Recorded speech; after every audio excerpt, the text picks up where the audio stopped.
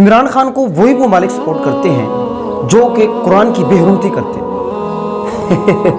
تو دوستو یہ جو بڑا مضحکہ خیز جو بیان ہے، اتنا جو بکواس ترین جو بیان ہے دوستو، پتہ یہ کس کا ہے؟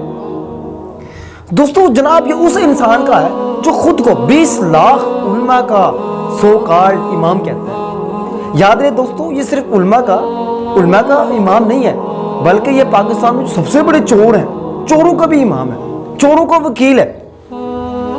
تو بتانے کی زیادہ ضرورت نہیں ہے دوستو۔ یہ کس کے بارے میں الفاظ کہہ رہا ہے؟ یہ خان صاحب کے بارے میں کہہ رہا ہے۔